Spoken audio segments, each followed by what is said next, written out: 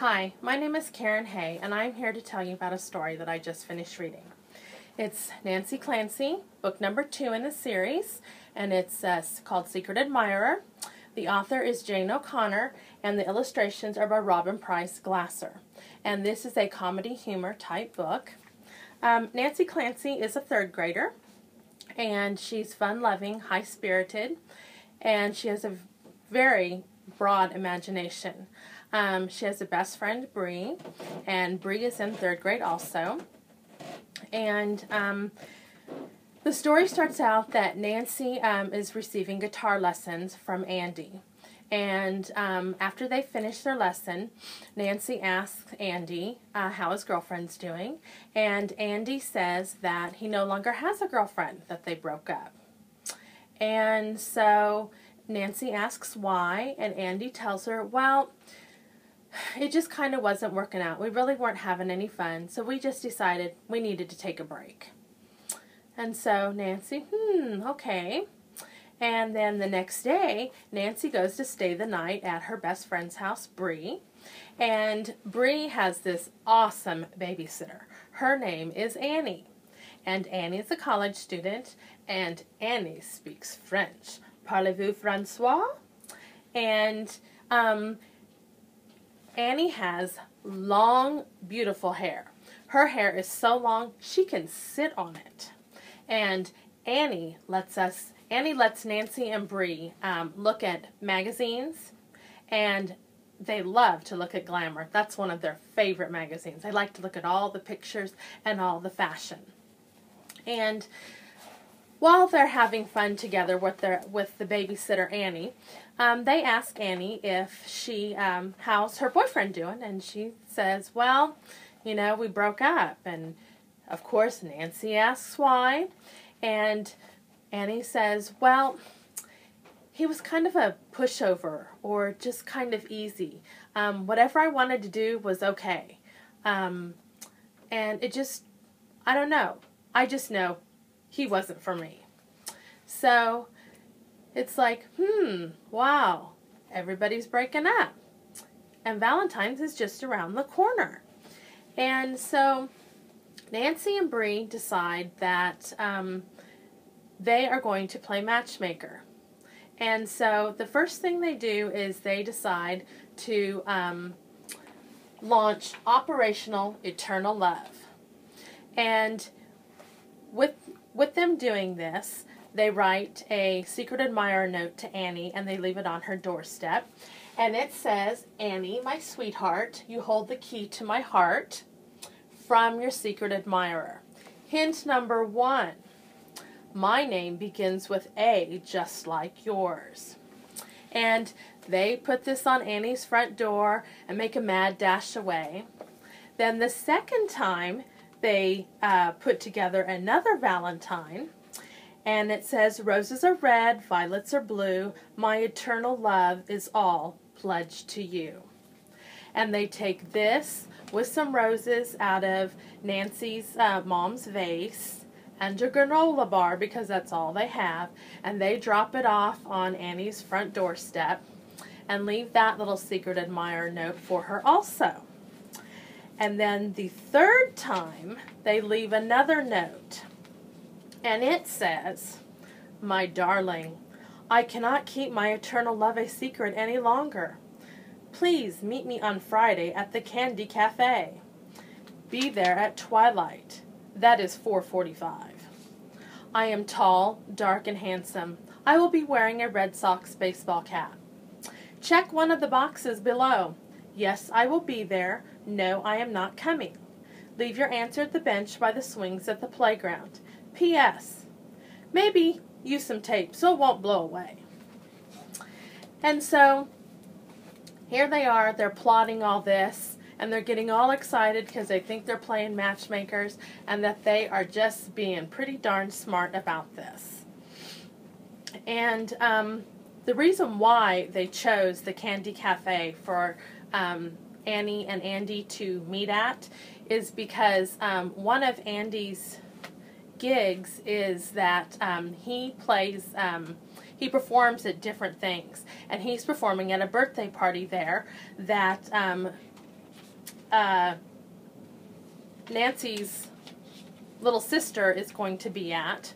And so they make arrangements for Annie to be there. And a crucial moment comes up that I thought was very, very exciting.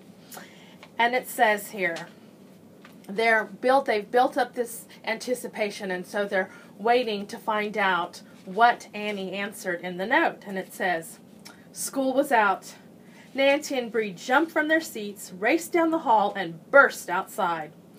While they were stashing stuff in their bike baskets, Grace came over to them. Bree, your mom is parked around the corner. She told me to tell you that she's driving you and Nancy home. What? Bree and Nancy cried. Why? Grace shrugged. How should I know? Bree turned to Nancy. This ruins everything. Ruins what? Grace asked eagerly. Ruins what? She repeated, tagging along as they wheeled their bikes over to Bree's mother's car. Why can't we bike home? Bree asked her mom. We don't need you to drive us. It turned out that Nancy's mom was working late. Bree's mom was picking up JoJo and Freddie from preschool and then doing some errands. I don't want you girls staying in the house alone. I've got the trunk open. Put your bikes in the back and jump in. Bree's mom had that don't argue look on her face. Still, Bree gave it a try. We have to bike over to the playground, Bree said. It's very important. Please? She strung out the word forever. It didn't work. What's so important? Grace wanted to know. Why do you want to go to the playground? None of, Nancy was starting to say, none of your beeswax. Then she remembered something. Grace lived across the street from the playground. Grace, will you do something for us? Nancy asked. Maybe, but not for free. You'll have to pay me back. Deal? Nancy rolled her eyes, then nodded. Deal. Nancy, hurry up, Bree's mother called. Bree was already in the back seat pouting. Quickly, Nancy told Grace what she had to do. Call right after, Nancy said as she buckled up the seatbelt. I'll be at Bree's.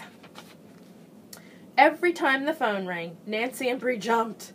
At last, Bree's mom said, Bree, Nancy, it's Grace on the phone. Bree got right down to business. Did you find the note, Grace? Yes. Well, what does it say? Yes or no? Nancy asked. It was hard sharing one phone. First, you have to tell me what's going on. Nancy groaned. So did Bree, but they told Grace. That's like the stupidest thing I've ever heard, Grace told them. Nancy was about to say there was no such word as stupidest.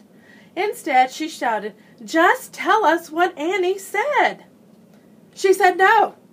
She's not coming. Bree and Nancy looked at each other. Nancy's lips trembled. Bree already had tears in her eyes. Ha! I'm only kidding, Grace was laughing into the phone. The box for yes is checked. You'd better not be kidding this time, Grace, Bree said. I'll bring it to school tomorrow. You can see for yourself. And here's what you have to do to pay me back. A minute later, they hung up. So that sets the tone for the ending here.